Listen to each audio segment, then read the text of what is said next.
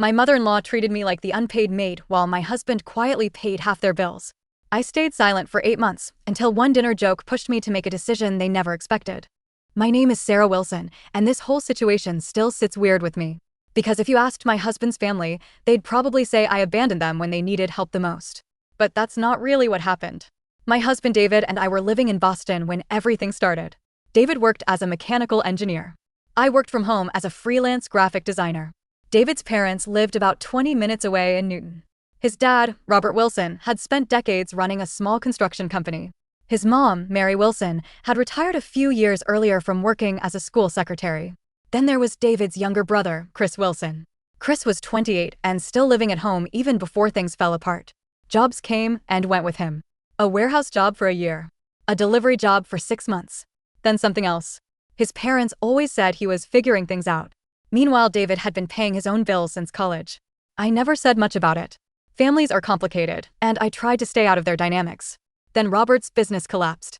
2 big renovation contracts got canceled in the same month. Equipment loans didn't stop just because work disappeared. Within a few months, the company was gone. I remember the night David told me. We were sitting on the couch, and he had that look he gets when he's carrying something heavy in his head. My parents might lose the house, he said. That sentence hung in the air for a while. I asked what happened, and that's when he explained the debts, the missed payments, the construction company shutting down. He also mentioned something else. Chris had just quit his job and moved fully back into the house. Which wasn't surprising. For the first few months, we helped however we could. David paid their electric bill once. Then he helped with groceries. Once he quietly sent money when the water heater broke. Every time he did it, he acted like it wasn't a big deal. But I could see the stress building. One night, he sat across from me at our tiny kitchen table and rubbed his hands together like he was nervous. I've been thinking about something, he said. That sentence alone made my stomach tighten. What kind of thinking? I asked. He hesitated. What if we moved in with them for a little while? I stared at him. You mean, live there? Just temporarily, he said quickly. Until they stabilize. He explained his logic. If we moved in, we could help with bills directly. Maybe prevent them from losing the house. I didn't love the idea. Living with in-laws is one of those things that sounds manageable in theory and exhausting in reality. But his parents were genuinely struggling. And David looked like the weight of it was sitting on his shoulders. So eventually I said yes. The plan was simple. We'd move into the house in Newton for a few months. Help them catch up financially. Then move back to Boston once things improved. It sounded reasonable at the time. Looking back now, I think the moment everything really started was the day we carried our suitcases through their front door.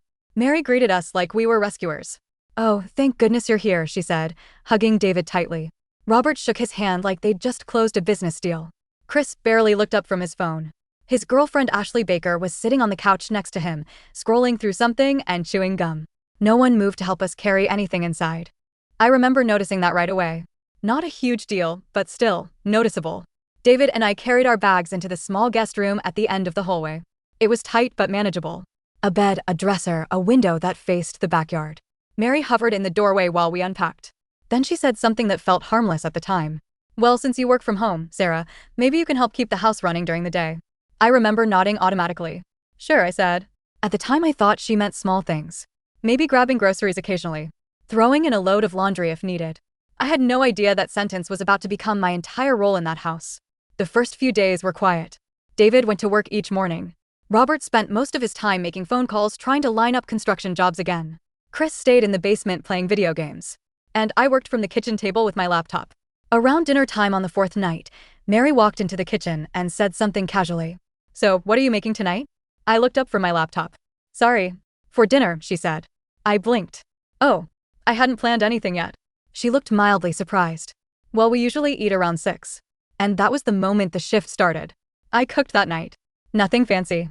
Just pasta and salad. Everyone ate. Robert complimented the food. Chris didn't say anything but finished his plate. It felt normal enough. The next evening, Mary asked the same question. What's for dinner tonight? So I cooked again. And then again.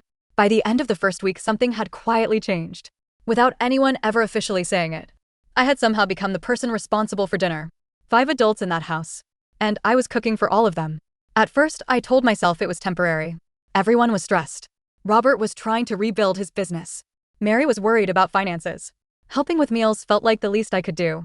But then the other expectations started appearing. Small ones at first. One afternoon, Mary asked if I could throw in a load of laundry while I was home.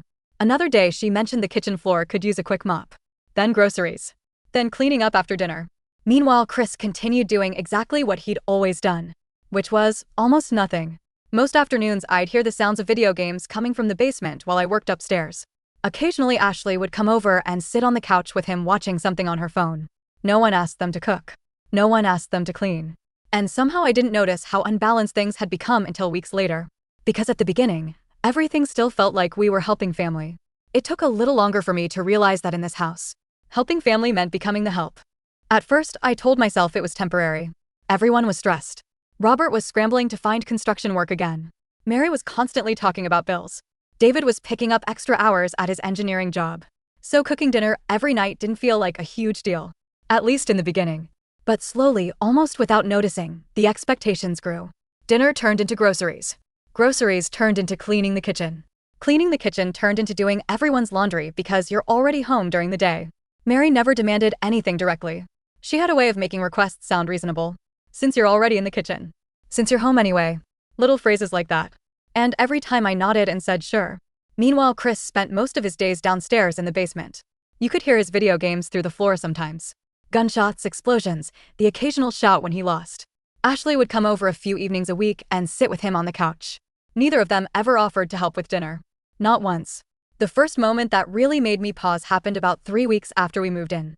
I had just finished cooking chicken and rice for dinner. Everyone was sitting around the table. Robert took a bite and said, "You're lucky, David. She actually knows how to cook." I laughed politely. Then Mary added, "Chris's girlfriends never cooked like this." She smiled when she said it, like it was a compliment. But something about it felt strange. It was like the role had already been assigned to me. The responsible wife. The one who keeps the house running. Chris didn't even look up from his plate. After dinner that night, I was washing dishes when David came into the kitchen. He leaned against the counter and said quietly, "You don't have to do all of that, you know." I shrugged. "It's fine." And at that moment, I actually believed that. Because the real problem wasn't cooking or cleaning. The real problem was that the longer we stayed, the more invisible my effort became. By the second month, the routine was locked in. David left for work around 7. Robert left sometimes for small construction jobs when he could get them. Mary spent most mornings watching TV or chatting with neighbors. Chris stayed in the basement.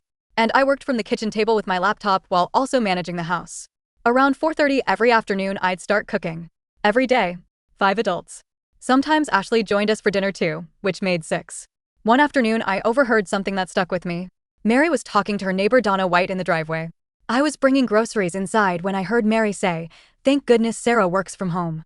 She keeps everything running around here." Donna laughed and said something about how lucky they were. I stood there holding grocery bags, listening. Mary didn't say we were also paying bills. She didn't mention David had started covering their electricity and internet. She didn't mention we bought most of the groceries. Just that I kept the house running. That phrase sat with me all evening. Because it sounded less like gratitude and more like expectation. The financial part slowly got worse too. At first, David helped with small things. Then one night I saw him paying their electric bill online. I asked about it. He shrugged like it was nothing. "They're just behind a little." A few weeks later, he covered the internet bill. Then groceries. Then a repair on the water heater. Every time he did it, he downplayed it. But I could see the numbers adding up. Meanwhile, Chris still wasn't contributing anything. Not money. Not chores. Nothing. The one time I tried mentioning it to David, he looked uncomfortable. "He's just going through a rough patch," he said. I didn't argue. But the resentment started building quietly inside me.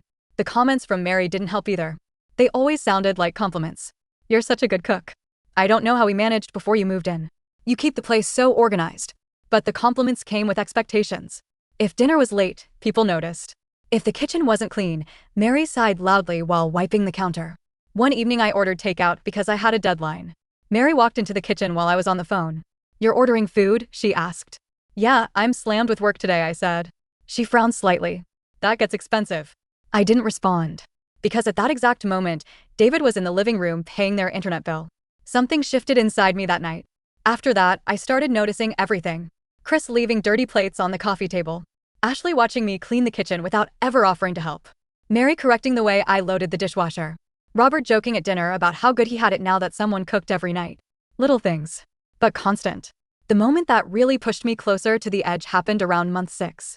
Chris announced he had quit the part-time warehouse job he'd just started. He said it casually during dinner. "I think I'm gonna take some time to figure things out." No one at the table seemed shocked. Mary nodded sympathetically. Robert just kept eating. David stayed quiet. I sat there staring at my plate. Because at that point David and I were covering nearly half the household expenses. And the one adult who had zero responsibilities had just decided to stop working. After dinner that night I was washing dishes again. The same routine. Same sink. Same plates. And I suddenly realized something that made my chest feel tight. We had moved into that house to help stabilize the family. But somehow the system had turned into something else entirely. David and I were holding everything together. And everyone else had gotten comfortable with that. I dried my hands and stared out the kitchen window. For the first time since moving in, a quiet thought crossed my mind. What would happen if we stopped helping? I didn't say it out loud. Not yet. But the idea had finally appeared. And once that thought showed up, it didn't go away. By the 8th month, the routine in that house felt permanent. That's the scary part about slow situations like that. Nothing explodes right away. Things just shift little by little until one day, you realize you're living inside a pattern you never agreed to. Every day looked the same. David left for work early. I worked at the kitchen table with my laptop. Chris stayed in the basement. Mary floated around the house making comments about chores. Robert came and went depending on whether he could find small construction jobs. And every evening around 6, I cooked dinner. 5 adults. Sometimes 6 if Ashley came over. Nobody ever officially asked me to take over the kitchen. But if I didn't start cooking by 5, people started wandering in and opening the fridge like something was wrong. That alone should have told me everything. The moment that finally pushed me over the edge happened on a Wednesday. I remember the day clearly because my work had been brutal. 2 clients had changed their design requests at the last minute, and I'd been sitting at my laptop since 8 that morning fixing everything. By 6 o'clock I was exhausted. I walked into the kitchen and just stared at the stove. I didn't have the energy to cook for 5 people. So I grabbed my phone and ordered pizza. Nothing fancy. Just 2 large pizzas from the place down the street. I was still on the phone confirming the order when Mary walked into the kitchen. She stopped when she heard me. "You're ordering food?" she asked. "Yeah," I said. "Work's been crazy today." She folded her arms. "That gets expensive." I didn't respond right away, because at that exact moment I could see David sitting in the living room with his laptop open. He was paying their electric bill. That's when something inside me cracked. Not loudly, just quietly.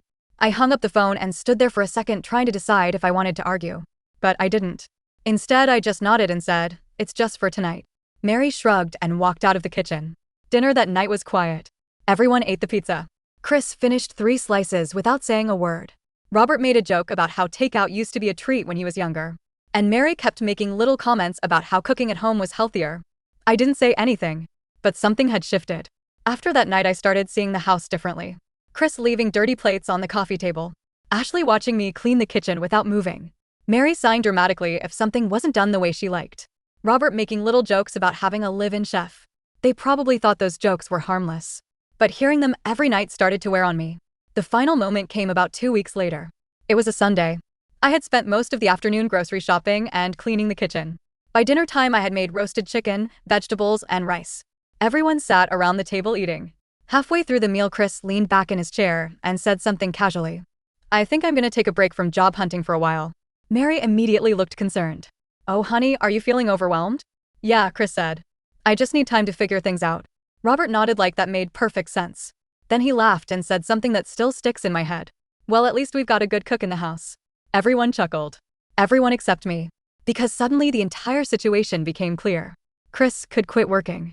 David and I were paying half the bills. And I was cooking dinner every night. That joke was the moment everything snapped into focus. After dinner, I didn't start washing dishes like usual. Instead, I turned to David and said quietly, "Can we talk for a minute?" He saw something in my face and immediately nodded. We stepped outside onto the back porch. It was cold and quiet out there. For a moment, neither of us said anything. Then I finally spoke. "I can't keep doing this." David frowned slightly. "Doing what?" "All of it," I said. "Cooking every night. Cleaning the house. Paying their bills while Chris sits downstairs playing video games." He looked uncomfortable. "I know it's been stressful." "It's not just stressful," I said. "It's unfair." That word hung between us. David rubbed the back of his neck. "They're going through a hard time." "I know," I said. "That's why we moved here." Then I looked directly at him. "But helping them shouldn't mean becoming their safety net forever." David stayed quiet. So I said the thing I had been thinking about for weeks. "We can help them," I said. "But we can't live here anymore." He didn't answer right away. For a long moment, he just stared out at the backyard. Then he sighed. I was starting to think the same thing. That surprised me. "Really?" "Yeah," he said quietly. "I just didn't want to say it first." That was the moment I knew the decision had already been made. The conversation with his parents happened the next night. And that conversation changed everything. The conversation with David's parents happened the next evening. I remember feeling strangely calm before it started. Not angry, not nervous, just done. We were all sitting in the living room after dinner. Chris was on the couch scrolling through his phone. Ashley was next to him watching something quietly. David cleared his throat. Mom, Dad, we need to talk about something. Mary looked up immediately. What is it? David glanced at me for a second, then back at them. We've decided we're going to move back to Boston. The room went quiet. Mary blinked like she hadn't heard him correctly. You're moving out? Yeah, David said. Not immediately, but soon. Her eyes slowly shifted toward me. And that's when I felt it. That familiar look. The one that said this was somehow my fault. But why? She asked. David stayed calm. We think it's time for us to have our own space again. Mary let out a small laugh that didn't sound amused. Your family needs you right now. Not we. You. I could hear the blame hiding inside that sentence. Before David could respond, Chris spoke up from the couch. Well, I guess the free meals are ending, he said. He said it jokingly. But something about the way he said it hit me like a slap. Because he wasn't wrong. The free meals were ending. And suddenly, for the first time in months, I didn't feel guilty about that. David kept his voice steady. We've been helping for 8 months, he said. We'll still help when we can. Mary crossed her arms. So you're just leaving us to deal with everything alone? I almost said something then. But I didn't need to. David answered for both of us. No, he said quietly. We're just not living here anymore. No yelling. No dramatic fight. Just a simple boundary. Mary looked stunned. Robert didn't say much. He mostly stared at the floor like he didn't want to be involved. Chris shrugged and went back to his phone. That conversation ended quickly after that. 2 weeks later, David and I packed our things and left. No big goodbye. No emotional speeches. Just boxes, suitcases, and the quiet feeling of stepping out of something heavy. When we got back to Boston, the silence in our new place felt strange at first. The first night we sat at the kitchen table eating takeout. Just the two of us. No comments about groceries. No expectations. No one asking what I was cooking. David looked around the apartment and said something that stuck with me. It feels lighter in here. And he was right. Our marriage felt lighter too. We started doing normal things again. Cooking together. Watching movies on the couch. Sleeping without hearing Chris yelling at video games downstairs. For a while, we barely heard from his parents. Then the phone calls started. First it was a broken appliance. Then the internet bill. Then car repairs. Every time Mary called, it was about money. And every time David tried to help a little. But something had changed after living in that house. He had seen the situation clearly now. Chris was still living there. Still unemployed. Still contributing nothing. The last time Mary called asking for help, David put the phone on speaker. I was sitting across from him at the table when it happened. David, Mary said, we're short on the electric bill this month. David listened quietly. Then he said something I had never heard him say before. Chris lives there too. There was a pause. He could help with that. The silence on the other end of the phone was long. Mary didn't argue. She didn't shout. She just said she'd talk to Chris. After that, the requests slowed down. Apparently when David stopped being the automatic solution, things started changing. Chris eventually got a warehouse job in Boston. Robert picked up more small construction work again. The house didn't collapse without us. Life just adjusted. And that realization stayed with me. Because for 8 months I thought we were the only thing keeping that family afloat. But the truth was simpler. They were just used to leaning on us. These days our life is quiet again. David still works long hours at his engineering job. I still design logos and websites from home. But now when evening comes, dinner is just the two of us deciding what we feel like eating. Sometimes we cook. Sometimes we order pizza. And no one stands in the kitchen telling me it's too expensive. Sometimes I still think about those 8 months. About how slowly things shifted until I became the person responsible for everything. And I wonder how long it would have lasted if we hadn't left. A year? 5? Forever? I don't hate David's family. I never did. But I also don't regret walking away from that situation. Because helping family shouldn't mean losing yourself. And sometimes the quietest form of revenge is simply stepping back and letting people carry their own weight. Still, part of me wonders if we left too soon. If maybe we should have stayed longer and helped more. David says 8 months was more than enough. But sometimes I still hear Mary's voice in my head saying, your family needs you. So now I'm curious what people outside the situation think. Did we abandon them when things were hard? Or did we finally do the right thing and set a boundary?